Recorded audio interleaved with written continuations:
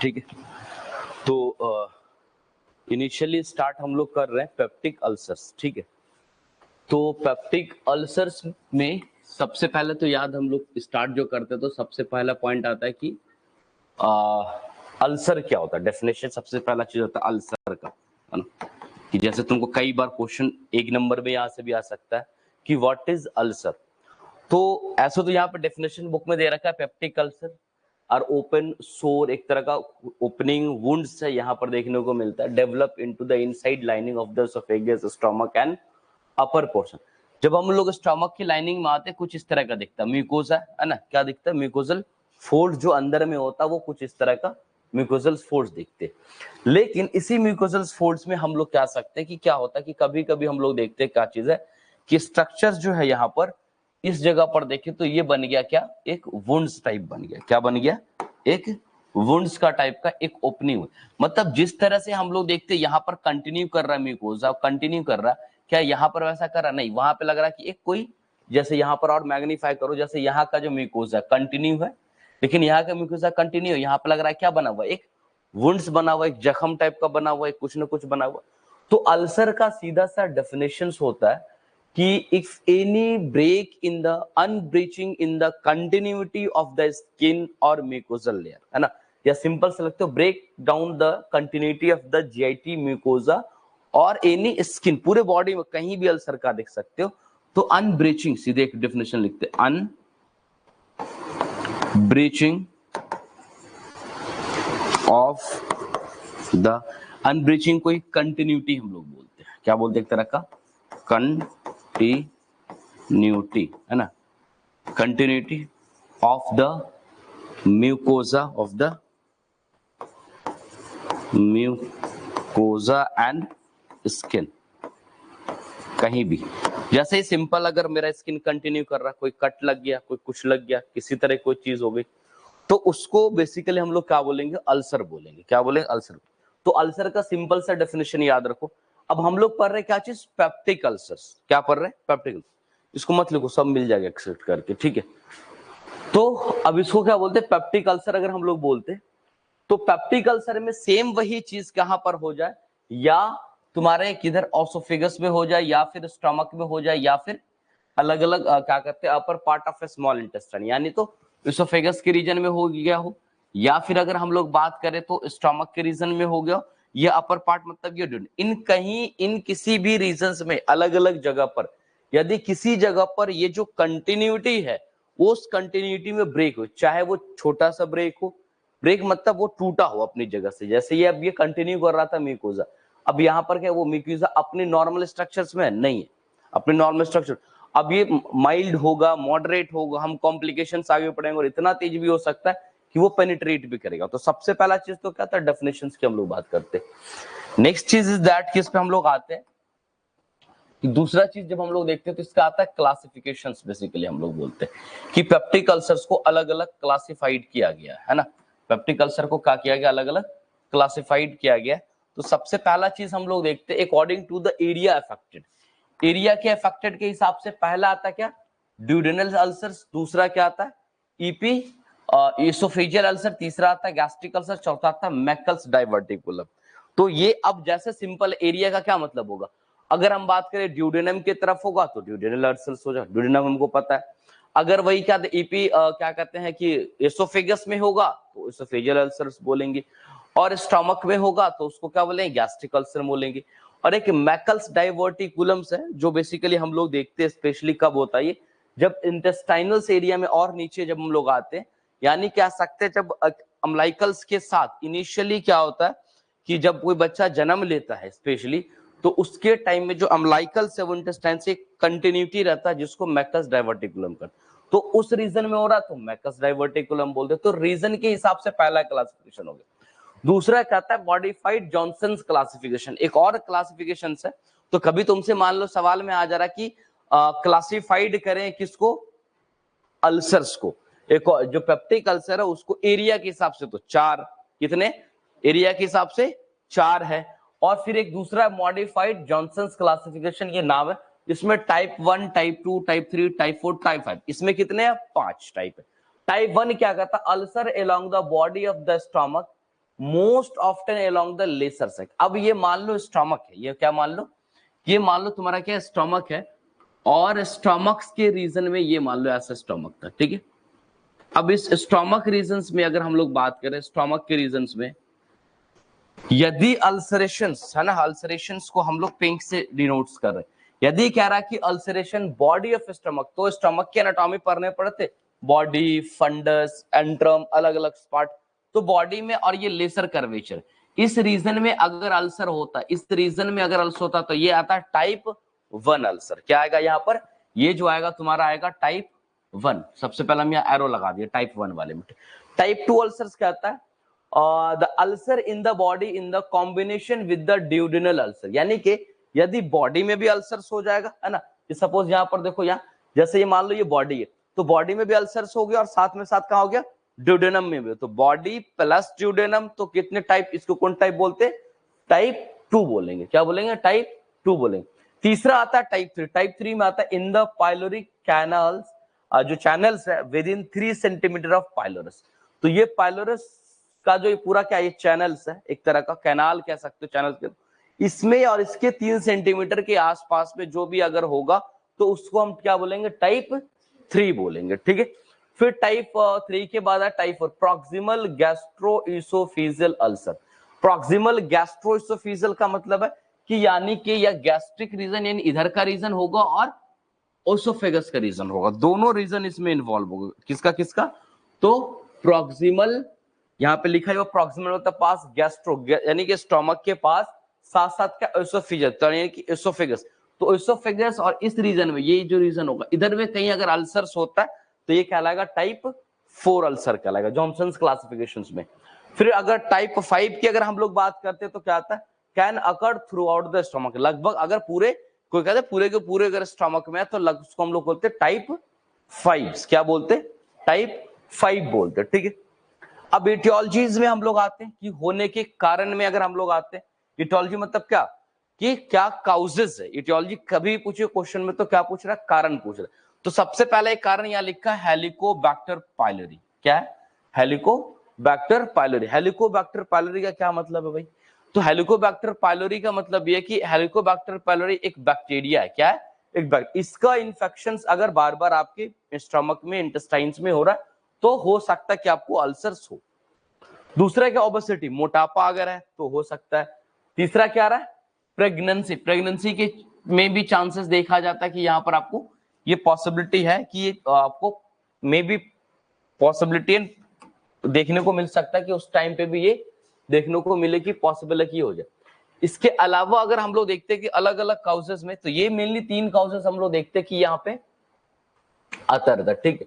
उसके बाद अगर रिस्क फैक्टर्स में भी हम लोग देखते हैं कि यदि किसी का blood group O blood group है, कौन सा ब्लड ग्रुप है, ओ ब्लड ग्रुप है, तो उस ओ ब्लड ग्रुप में अगर किसी का ब्लड ग्रुप क्या है, ब्लड ग्रुप ओ है, वो भी क्या है, एक रिस्क फैक्टर्स में आता है। हालांकि ऐसा कोई नोन एंड वेल मैकेनिज्म्स नहीं है कि हाँ, लेकिन देखा गया कि जो अगर गैस्ट्रिक अल्सर और ये एक आध दो अल्सर्स अगर देखते हैं, तो मोर प्रॉन, मोर बेसिकली कहते हैं कि ससेप्टेबिलिटी जो है वो किसके अंदर में, ग्रुप क्या कहते हैं जो इसका है, क्या इसमें ओ ग्रुप जो है उसके अंदर में भी देखा गया कि ये मोस्ट पॉसिबिलिटी है कि तुमको ब्लड ग्रुप ओ के अंदर में देखने को मिले, ठीक है।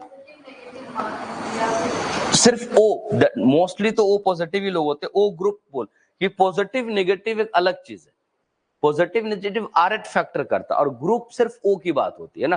तो एक्चुअली ग्रुप जब हम लोग बात करते हैं तो एबीओ सिस्टम पे बात करते हैं। आरएच जो नेगेटिव एंड पॉजिटिव वो आरएच फैक्टर है, वो कुछ अलग दूसरी चीज में आ जाता है बात है, ठीक है। तो इस चीज को हम, इसके अलावा अगर हम लोग बात करते हैं तो और भी सारे क्या सकते हैं रिस्क फैक्टर या काउजेस देखने को मिलता है। तो सबसे फर्स्ट ऑफ ऑल अगर यहाँ पर हम लोग देखते हैं, तो अगर कोई व्यक्ति स्मोकिंग भी करता है, उसके अंदर में भी देखते हैं रिस्क ग्रुप है ना। या बेसिकली हम लोग देखते हैं कि अगर किसी को क्या कहते हैं कि सर्टेन कुछ मेडिकेशन चलता है, स्पेशली एनसेड्स, नॉन क्या कहते हैं, एनसेड्स का जो पूरा फुल फॉर्म होता है नॉन क्या कहते हैं steroid anti inflammatory drug, NSAIDs जिसको हम लोग बोलते हैं।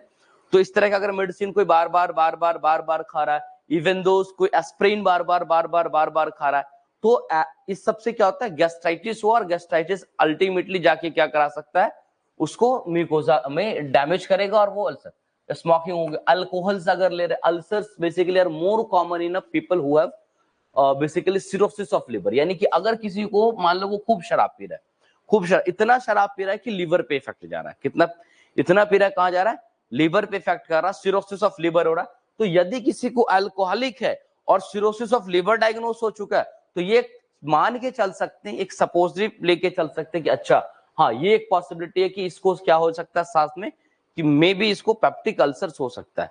तो इफ अब मान लो ट्रू एंड फॉल्स का क्वेश्चन आ रहा है, if a person is liver cirrhosis it may possible is suffering from, या इट सफर फ्रॉम, क्या इसको ये पॉसिबल है कि उसको क्या कहते हैं कि पेप्टिक अल्सर हो सकता है, तो यस, यहां से भी सेंटेंस तुमको बन सकता है, यस हो सकता है। उसके बाद क्या कहते हैं, स्ट्रेस।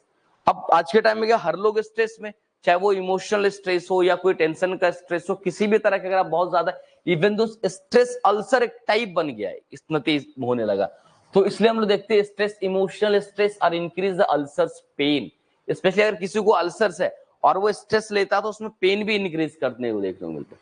उसके बाद हम लोग देखते हैं यूज ऑफ स्पाइसी फूड, अगर बहुत तेज मसाले वाली खाना पीन, ये दिस एंड ऑल ये सब चल रहा तो उसमें भी देखने को मिलता है। उसके बाद हम तो sudden fall of the sleep after a meal, basically अगर लोगों का एक हैबिट्स है कि हम खाते हैं और खाने के तुरंत बाद सो जाते हैं, तो अगर खाने के तुरंत बाद आप अगर सोते हैं, थोड़ा सा वॉक नहीं करते, ये नहीं करते, तो एक रिस्क है कि आपको अल्सर्स हो सकता है ना। उसके बाद एसिड एंड पेप्सिन, एसिड तो आपके एचसीएल चल ही रहा है, और पेप्सिन आपको पता है कि पेप्सिन एक डाइजेस्टिव एंजाइम है जो स्टमक से रिलीज होती है। तो stomach basically inability to defend itself against the powerful digestive fluids, acid and the peptic contribute into ulcer, कि यदि अगर मान लो कि एसिड अगर बहुत ज्यादा होने लगा, एचसीएल का प्रोडक्शन खूब ज्यादा होने लगा, या पेप्सिन खूब बने लगा, तो आपका जो स्टमक है वो उसको डिफेंड नहीं कर पाएगा, और वही एंजाइम्स, वही एसिड आप ही के म्यूकोजा के लेयर को क्या करेगा, ब्रेक करेगा, और म्यूकोजा लेयर ब्रेक हुआ, वही क्या कहलाता है, अल्सर, वही क्या कहलाएगा, अल्सर कहलाएगा।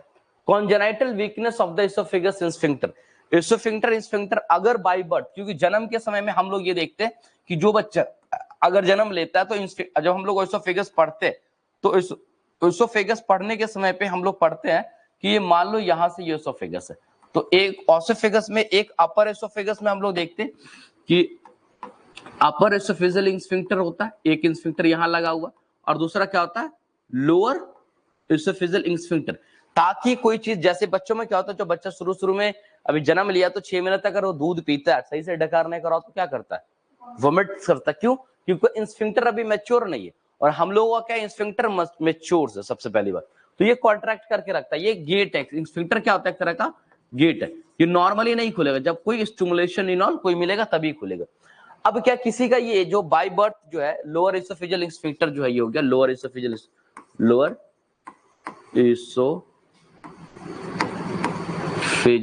स्फिंक्टर, है ना, ये जो हो गया, अब ये वीक हो गया किसी का, तो बार बार जब वीक होगा तो गैस्ट्रिक कंटेंट कहां जाएगा, ऊपर जाएगा। अब गैस्ट्रिक कंटेंट जैसे ही ऊपर जाएगा तो गैस के अंदर क्या एसिड, और यहाँ वाला म्यूकोजा उसको बर्दाश्त करने के लायक नहीं, तो वो एसोफेगल म्यूकोजा को क्या करेगा, ब्रेक करेगा। तो ये भी एक रीजन है, congenital weakness of the oesophageal sphincter, specially lower oesophageal sphincter. अगर ऑप्शन आ जाए कौन अपर एंड लोअर में, तो कौन वाला, लोअर वाला। अगर ये वीक होगा बाय बर्थ तो इसको भी अल्सर हो। तो ये सब कारण से है ना, तुम्हें एक एक कारण याद होना चाहिए किसकी क्या क्या कारण से जिसकी वजह से अल्सर्स हो सकते हैं। अब यहाँ पर गैस्ट्रिक अल्सर और ड्यूरेनल अल्सर को अलग अलग कैरेक्टराइज किया गया। क्या किया गया, गैस्ट्रिक को और इसको दोनों को अलग अलग कैरेक्टराइज किया गया।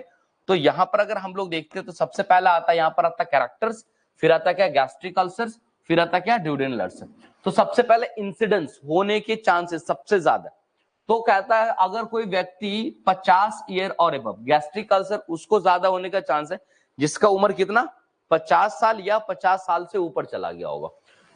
Same as male female ratio देखते हो तो लगभग बराबर है, मेल एंड फीमेल में कोई ज्यादा कम नहीं है गैस्ट्रिक अल्सर्स के अंदर भी। 50% of people ulcer are gastric, लगभग हम लोग देखते हैं मोस्टली 100 एंड ऑलमोस्ट में देखते हैं कि ज्यादातर लोगों को 50% क्या अल्सरेशन जो है वो गैस्ट्रिक अल्सर देखने को मिलता है। ड्यूरल अल्सर में करते एज की अगर कंपेरेटिवली अगर हम लोग बात करें तो इसमें कितना 30 से लेके 60 साल का ग्रुप है जिसको पेप्टिक अल्सर होने की ज्यादा चांसेस है। मेल फीमेल रेशियो में देखते हैं, यानी कि मेल में 2 मेल को होगा तो 3.1, यानी कि 2:, बेसिकली सॉरी 2 से 3:1 है। तो यानी कि अगर 3 मेल को या 2 मेल को होगा तो 1 फीमेल को, मतलब रेशियो डबल या ट्रिपल का ऑलमोस्ट, है ना। मेल इसमें ज्यादा चांस, यानी मेल में ज्यादा पॉसिबल है किस चीज का होना, ड्यूडेनल अल्सर का होना as compare to female. 80% of people ulcer are duodenal, लगभग 80% ऑफ पीपल जो वो लगभग किसका ड्यूडेनल अल्सर। अब आता है डेफिनेशन, डेफिनेशन में क्या आता है, ulcer that occur in the stomach are called gastric ulcer. Gastric ulcer किसको बोलेंगे, तो क्वेश्चन आपसे अभी ट्रू फॉल्स में आएगा कि अल्सर्स अकर्स इन क्या कहते हैं stomach is gastric ulcer, true और फॉल्स, ट्रू होगा, क्योंकि अगर गैस्ट्रिक अल्सर उसी को बोलेंगे जब स्टमक में अल्सर होगा। सेम एज यहां पर दे सकते हो, the duodenal ulcers refer to the upper region of the small intestine. क्या स्मॉल इंटेस्टाइन के ऊपर का जो हिस्सा है, ऊपर हिस्सा मतलब क्या, पहला कौन हिस्सा आता है, ड्यूडेनम। तो क्या उसमें अगर अल्सर होता तो उसको हम लोग क्या बोल सकते हैं, ड्यूडेनल अल्सर। तो बिल्कुल ड्यूडेनल अल्सर वही कहलाएगा। तो इस तरह से मैं डेफिनेशन अनुसार याद रख।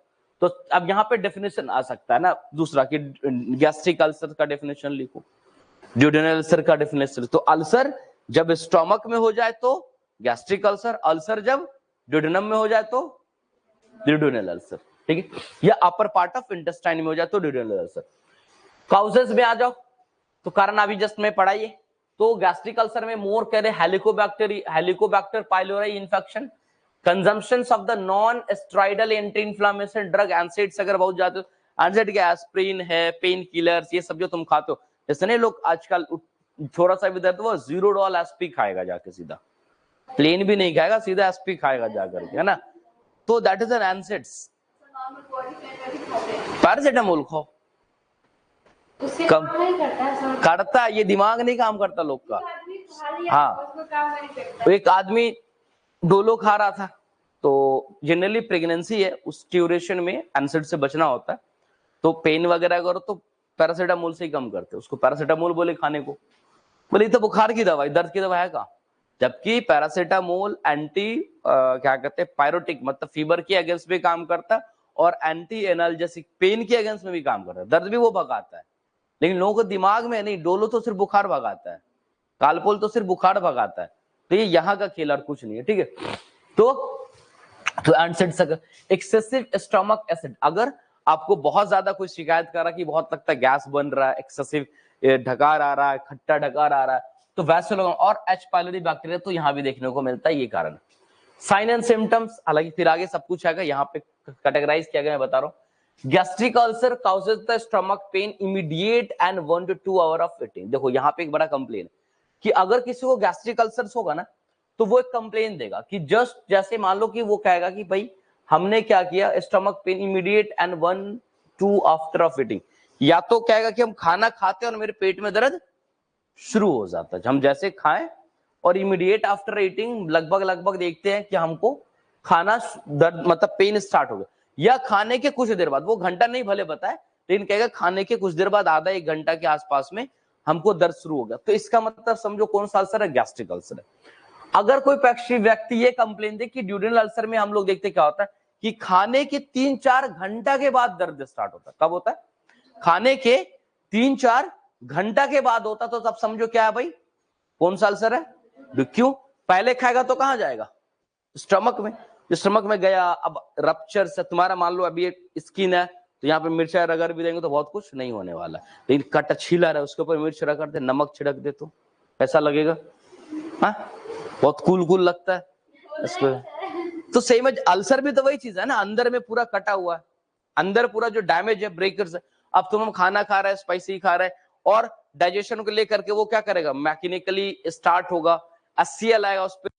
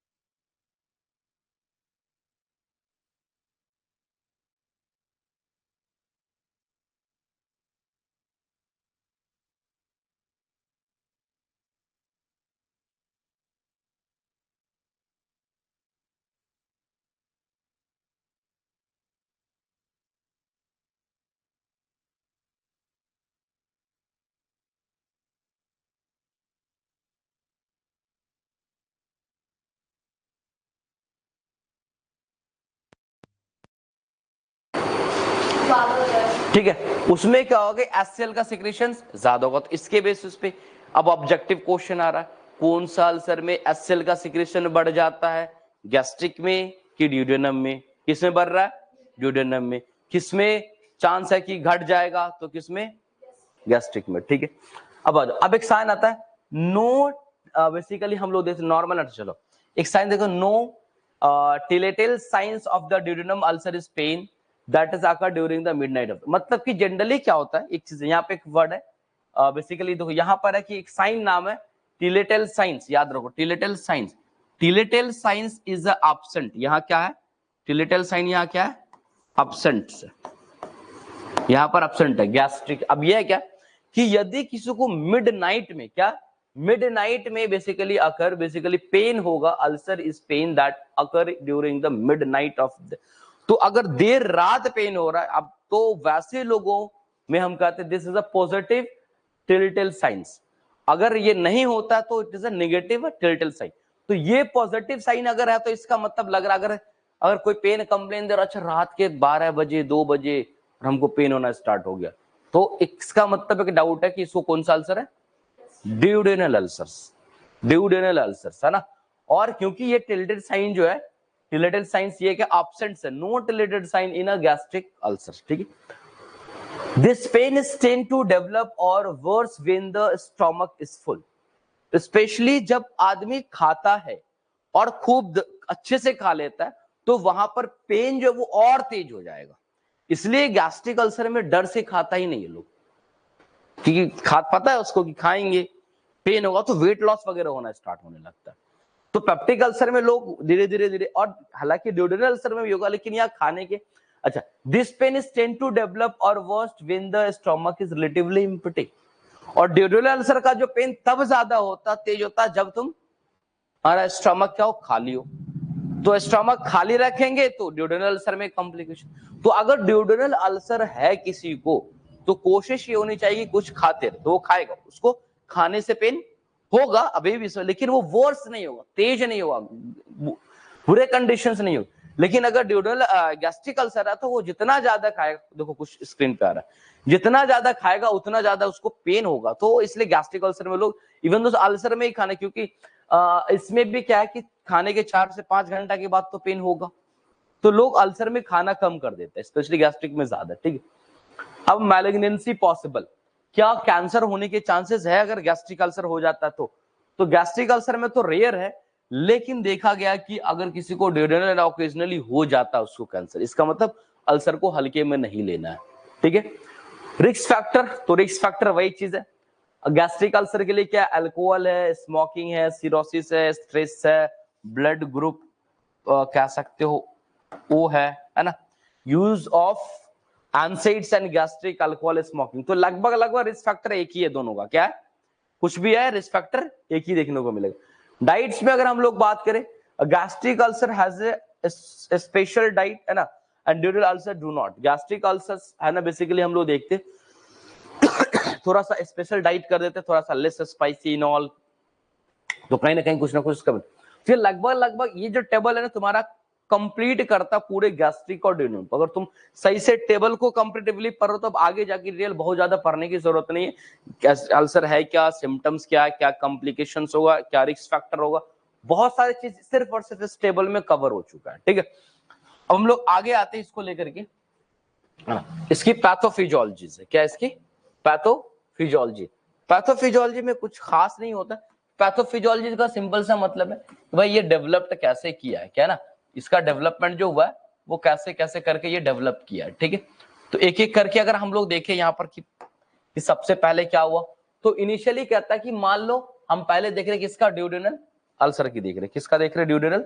तो सबसे पहले ये कहता है कि भाई मान लो कि कोई बैक्टीरिया, यानी कि जब मैं यहाँ पे एच पाइलोरी की बात करते, हेलिकोबैक्टर पाइलोरी है ना, एच पाइलोरी जो है, पाइलोरी इन्फेक्शंस एंड ड्यूडेनाइटिस, ये क्या कराएगा, एच पाइलोरी का, या मान लो कोई इन्फेक्शन हुआ या किसी कारण बस ड्यूडेनाइटिस हो गया, क्या हुआ, ड्यूडेनम में इन्फ्लामेशन हो गया, जिसके वजह से आप क्या होगा, इंपेयर्ड ड्यूडेनल बाइकार्बोनेट सिक्रेशन, क्योंकि ड्यूडेनम में क्या होता है, जैसे स्टमक है, ये मान लो ये तुम्हारा स्टमक है, तो स्टमक के बाद अगर हम लोग बात करें तो क्या शुरू होता है, स्टमक के बाद ड्यूडेनम, स्टमक के बाद ये क्या स्टार्ट होता है, इसके बाद ये क्या है, ड्यूडेनम है। अब ये ड्यूडेनम में जो सिक्रेशंस होता है वो किसका होता है, बाइकार्बोनेट्स का। किसका होता है, बाइकार्बोनेट्स का।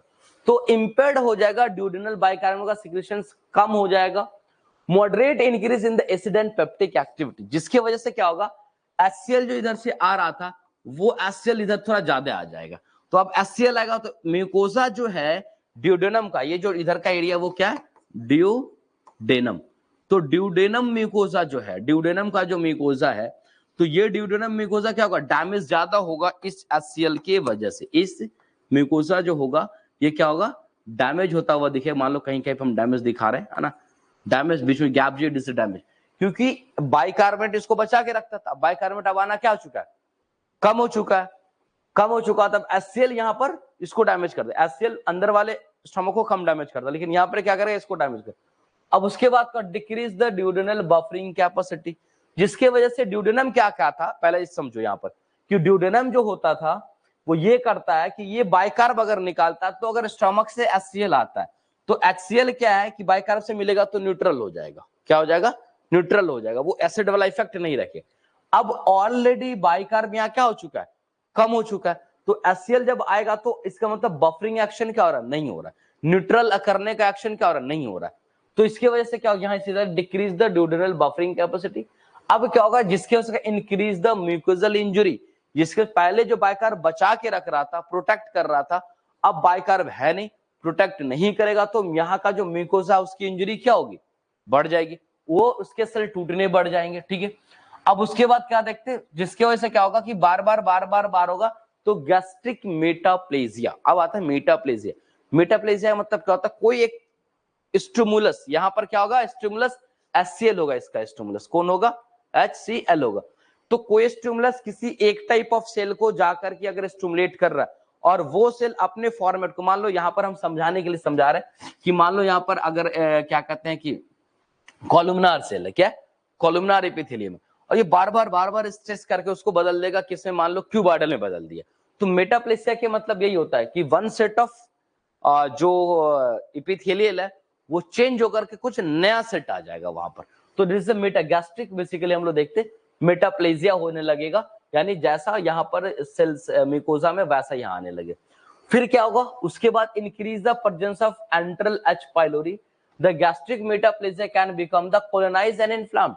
साथ साथ क्या होने लगता है कि हम ये देखते हैं कि साथ साथ अगर एंट्रल H पाइलोरी, पहले तो स्टमक में हुआ था मान लो उधर, अब एंट्रल रीजन तो यही है ना, तो एंट्रल रीजन में या मान लो ड्यूडेनम में हुआ था, नो नॉट स्टमक में, ड्यूडेनम, तो ये धीरे धीरे H पाइलोरी उधर की तरफ भी जाएगा, तो H पाइलोरी का लेवल यह बढ़ने लगता है, तो मेटाप्लेजिया और भी ज्यादा होने लगता है। Inflammation of the infection disrupt the process of the mucosa defence and regenerator. अब इस सारा इन्फ्लेमेशन इनऑल सब कुछ हुआ, इसकी वजह से म्यूकोसा क्या होगा, टूटने लगा, और म्यूकोसा जैसे टूटा तो क्या बन गया, अल्सरेशंस। क्या बन गया, अल्सरेशंस हो गया।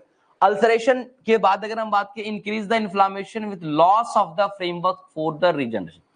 अब इंक्रीज इन्फ्लेमेशन, साथ साथ मान लो इन्फ्लेमेशन और बढ़ता चला गया, इन्फेक्शन बढ़ता चला गया, तो साथ साथ क्या होगा, also loss the framework of the regeneration, यानी जो स्ट्रक्चर्स था वो क्या हो गया, लॉस हो गया, टूट गया, खत्म हो गया, नेटवर्क था वो टूट गया। And this is the causes of chronic ulcer. Ulcer तो हो गया, लेकिन बार बार ये इन्फ्लेमेशन बढ़ता चला जाएगा, तो वो कहां चला जाएगा, इन्फ्लेमेशन क्रॉनिक में चला जाएगा, और वो हो जाएगा अब एक्यूट अल्सर से क्रॉनिक अल्सर में कन्वर्ट। तो ये था ड्यूडेनल अल्सर।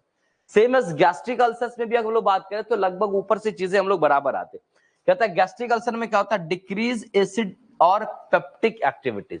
अब ये गैस्ट्रिक अल्सर ये स्टोमक का होता है, ठीक है। अब स्टोमक में जो HCl है वो क्या हो गया, कह रहा है कि डिक्रीज, ये HCl या बेसिकली पेप्सिन, पेप्सिनोजन या पेप्सिन या पेप्टिक्स बोलते हैं इसको हम, ठीक है। पेप्टिक एक्टिविटी यानी पेप्सिन की एक्टिविटी का क्या देख रहे हैं, तो डिक्रीज एसिड HCl ये क्या हो चुका है, यहाँ पर डिक्रीज हो गया, पेप्सिन क्या हो चुका है, डिक्रीज हो गया। गैस्ट्रिक अल्सर की अगर हम लोग बात करें यहाँ पर, ठीक है। अब क्या causes the mucosal defensive impairment. अब ये क्या था, ये जो म्यूकस था ये डिफेंस करके रखता था, अब जिसकी वजह से इसका डिफेंसिव जो है, डिफेंस रोल जो है वो नहीं प्ले कर पाएगा। Lead to combination of inflammation, जिसके वजह से क्या होगा कि जैसे अगर एसिड है, HCl है, ध्यान दो, HCl अगर है और पेप्सिन्स है, तो HCl का हाईली एसिड है, स्टमक में इतना खतरनाक एसिड है कि अगर कोई बैक्टीरिया जाता है उसको मारता है वो। तो अब मान लो H पाइलोरी अगर जाएगा और एसिड क्या हो चुका है, खुद कम गया, तो इसको कोई मार पाएगा? एसिडिटी इफेक्ट नहीं होगा तो बैक्टीरिया आराम से वो ग्रो करेगा। यानी स्टमक अब डिफेंस सही से नहीं कर पा रहा है, तो काउजेस म्यूकोजल डिफेंसिव इम्पेयरमेंट। तो उसकी वजह से म्यूकोजा पे जो इन्फेक्शन हो सकता था बैक्टीरिया का, उसको HCl बचा के रख रहा था, अब HCl की कमी की वजह से वो नहीं होगा। पहला चीज lead to combination of inflammation, साथ साथ वो क्या करेगा, इन्फेक्शन हो जाएगा, इन्फ्लामेशन करा देगा, and protective defences and moderate amount of acid and pepsin induce the ulceration. अब क्या हुआ कि जो इसका लेयर है ना, जो स्टमक का लेयर था, उस स्टमक के लेयर पे क्या होने लगेगा, इस स्टमक के लेयर पे इन्फेक्शन हो गया, ये लेयर होने लगेगा। मान लो को बैक्टीरिया आ गया और बैक्टीरिया इस लेयर को क्या करेगा, तोड़ना स्टार्ट करेगा। बैक्टीरिया जैसे तोड़ेगा, ब्रेक करेगा, तो HCl तब तो है, कम था लेकिन है ना, अब ये HCl जो पहले बचा हुआ था, प्रोटेक्ट करता था, अब वही HCl इसको क्या करेगा, वही HCl इसके ऊपर एक्ट कर करके और भी डैमेज करेगा, कंटिन्यूटी बिगड़ गया, मतलब अल्सरेशन कॉज करेगा। तो ये पैथोफिजियोलॉजी की कैसे कैसे कैसे कैसे क्या होता है, डेवलप्ड करता है आपका ये, ठीक है। उसके बाद हम लोग आते हैं पैथोफिजियोलॉजी के बाद कॉम्प्लिकेशंस। अगर हो गया और हम लोग बेसिकली नहीं ट्रीट कर रहे, पेशेंट को क्या क्या दिक्कतें आएगी, तो सबसे आता है GI ब्लीडिंग। क्या आता है, गैस्ट्रोइंटेस्टाइनल ब्लीडिंग उसको हम लोग बोलते हैं। गैस्ट्रोइंटेस्टाइनल ब्लीडिंग होगा तो दो ही चीज होगा, या तो आंत में अगर कोई ब्लीड कर रहा है तो या तो उल्टी करेगा, या तो वो ब्लड कहां जाएगा, स्टूल में जाएगा। तो उल्टी किया तो हीमोप्टाइसिस या हीमेटेमेसिस, दोनों एक ही चीज, हीमोप्टाइसिस हीमेटेमेसिस। दूसरा क्या देखेगा, मिलेना, क्या कहते हैं, मिलेना। तो मिलेना क्या है, बेसिकली वो स्टूल में जब जाता है ब्लड स्टोन। उसके बाद GI इन्फेक्शन, दूसरा क्या, एंड परफोरेशन। तीसरा एक चीज कि अगर हम नहीं ठीक किया, नहीं इलाज होगा, तो ये एक लेयर को डैमेज किया, दूसरा को करेगा, तीसरा करेगा, हो सकता है GIT में परफोरेट कर दे, ओपनिंग बना दे, आंत में छेद कर दे। तो ये कंटिन्यू अगर हम छोड़ देंगे तो इतना कॉम्प्लिकेशन देखने को मिल सकता है। अब बात ये आती है, ये बीमारी तो है, अब ये बीमारी को हमको डायग्नोस करना, पता करना, कैसे पता चलेगा, तो जिसको हम बोलते हैं डायग्नोस्टिक इवोल्यूशन। तो एक कराएंगे ब्लड टेस्ट। तो ब्लड टेस्ट में क्या कराएंगे, तो जैसे हम लोग टाइफाइड में टेस्ट कराते हैं, वैसे ही हम लोग क्या होता है कि H पाइलोरी का जो बैक्टीरिया है, H पाइलोरी जो बैक्टीरिया है, वो हमारे बॉडी में जाता है, तो हमारी बॉडी उसको मारने के लिए एक एंटीबॉडी बनाता है। कौन सा एंटीबॉडी, H पाइलोरी के अगेंस्ट से बनाएगा। तो अभी अगर मान लेते हैं कि H पाइलोरी का इन्फेक्शन नहीं है, तो क्या हमारे बॉडी में H पाइलोरी होगा, नहीं होगा। अगर H पाइलोरी का इन्फेक्शन नहीं है हमारे बॉडी में, अभी नहीं है, तो H पाइलोरी अभी होगा, नहीं होगा। अब बॉडी में जैसे बैक्टीरिया जाएगा, बॉडी क्या बनाएगी, एंटीबॉडी। तो अगर हम टेस्ट कराएंगे ब्लड में जाकर के, अपने ब्लड को देकर के चेक करो भाई H पाइलोरी का एंटीबॉडी है, अगर H पाइलोरी का एंटीबॉडी है, इसका मतलब हमारे बॉडी में वो बैक्टीरिया है। अगर H पाइलोरी का एंटीबॉडी नहीं है, मतलब हमारे बॉडी में, क्योंकि बैक्टीरिया घुसेगा तभी वो एंटीबॉडी बनेगा, ऐसे नहीं बनेगा। तो उस बैक्टीरिया एंटीबॉडी रहने का ये सबूत है कि हमारे बॉडी में क्या है, बैक्टीरिया है, ठीक है। तो ब्लड टेस्ट करते, the body produce antibody against H pylori and attempt to fight the bacteria, उसको मारने के लिए बेसिकली होता। लेकिन उसी से हम तैयार कर लेते हैं कि सपोज मान लो अभी सबको पता है, सबको यहाँ पे पता है कि इंडिया के पास परमाणु बम है, एटम्स बम है ना, लेकिन एटम बम है कोई देखियो जाकर के, किधर है, कहीं देखियो, नहीं देखियो। लेकिन तुम मान लो कि कहे कि हाँ आज आइटम बम को लाया गया है और मतलब पूरा एक्सपोजर दिया जाए एक जगह पर खोल करके, तो तुमको लगेगा कि यार निकल रहा है, इसका मतलब है कहीं ना कहीं कुछ होने वाला है, कहीं ना कहीं कुछ होने वाला, कि एटम बम निकल रहा है किसी कंट्री पे गिरने वाला, अगर टेंशन की बात है। तो इस वजह से हम लोग यही चीज आंकड़ा लगाते हैं, वही हमारे बॉडी में एंटीबॉडी ऐसे तो होगा नहीं। अगर एंटीबॉडी है तो इसका मतलब है कि हमारे बॉडी में एंट्री H पाइलोरी का हो, बैक्टीरिया नहीं H पाइलोरी का हो चुका है, क्योंकि हम किसकी, कौन एंटीबॉडी, H पाइलोरी का एंटीबॉडी। तो ब्लड टेस्ट हम यहां करेंगे तो पता चल जाएगा। दूसरा कहता है कि breath test. Breath test basically measure carbon dioxide in exhale breath, एक ब्रीथ टेस्ट होता है, हालांकि ये बहुत इफेक्टिव नहीं है बट देखते हैं। ब्रीथ टेस्ट मतलब क्या, सांस का टेस्ट करेंगे क्या? हाँ, इसमें क्या करेंगे, breath test measured carbon dioxide in exhale breath, जो हम लोग एक्सेल करते निकालते उसमें कितना कार्बन डाइऑक्साइड उसको हम लोग पता करते। Patients are given a substance called the urea with the carbon to drink, urea और कार्बन का ड्रिंक बनाया जाता, उसको पेशेंट को पिला दिया गया, मतलब दे दिया गया सिंपल समझ। Bacteria break down this urea and the carbon is, जो बैक्टीरिया जो होता है उसको क्या करता है, वो ब्रेक करता है यूरिया को और उसको कार्बन के अंदर में बेसिकली ब्रेक करेगा, ठीक है। और ब्रेक करने के बाद, ब्रेक जब उसको करेगा यूरिया को और इसको ब्रेक करने के बाद क्या करेगा, उसको एब्सॉर्बेड इनटू द ब्लड स्ट्रीम, कहां चला जाएगा, एब्सॉर्ब करेगा किसमें, यानी यूरिया का और कार्बन का जो ड्रिंक बना तुम पिए तो कहां गया, उसको वो बैक्टीरिया क्या करता है, उसको ब्रेक करता है। एच पाइलोरी अगर होगा तो क्या करेगा, यूरिया को, एच पाइलोरी यूरिया को ब्रेक करता है और ब्रेक करके carbon dioxide absorb into the blood stream, उसको कहां घुसा दिया, तुम्हारे ब्लड में घुसा दिया। And the lungs and exhaled in the breath, अब लंग्स में आ गया कार्बन डाइऑक्साइड, लंग्स में क्या आ गया, कार्बन डाइऑक्साइड। अब कार्बन डाइऑक्साइड लंग्स में आया तो लंग्स से क्या होगा, निकलेगा तो कार्बन डाइऑक्साइड का एक स्मेल आएगा। अभी नॉर्मल है तो नहीं पता, एक्सेसिव जब कोई पेशेंट को देखना कि बॉडी में खूब कार्बन डाइऑक्साइड जम गया हो और उसके सांस को सूंघ के देखना तो एक अलग टाइप का माउथ से स्मेल मिलेगा, ठीक है। By collecting the breath physicians can measure this carbon and determine whether the H. pylori present or absent, और उस ब्रीथ को कलेक्ट किया जाता है, सांस को उसके, और उससे ये बताया जाता है कि ऐसे नॉर्मल एक्सेस पे कितना कार्बन आना चाहिए था। हाँ, सांस को, सांस मतलब क्या मतलब, तुम एक्सेल किए तो क्या, एक्सेल गैसेस, उसी को कलेक्ट किया जाता है, ठीक है। और स्पायरोमीटर कराते हो ना, स्पायरोमीटर में क्या होता है, हम सांस लेते हैं सांस छोड़ते हैं तो फिर पता चलता है क्या वॉल्यूम है क्या है। तो ये तुम्हारा जो एक्सेटेड निकला, तो अब नॉर्मल पर्सन का मान लो निकला, उसमें कार्बन डाइऑक्साइड का अपना एक परसेंटेज होगा नॉर्मली। अगर एच पाइलोरी होगा और हम ये यूरिया ड्रिंक उसको पिलाए होंगे और ब्रेक हो गए, कार्बन डाइऑक्साइड कंसेंट्रेशन ज्यादा होगा तो हम चेक करें, अच्छा कार्बन डाइऑक्साइड, इसका मतलब हमने जो यूरिया दिया है, यूरिया कार्बन का ड्रिंक दिया, उसकी वजह से ये बन गया क्या, अधिक कार्बन डाइऑक्साइड आ रहा है, इसका मतलब ये है कि बॉडी में एच पाइलोरी क्या प्रेजेंट है। अब तुम दूध लेते हो, उसमें थोड़ा सा दही डालते हो, दही बन जाता है।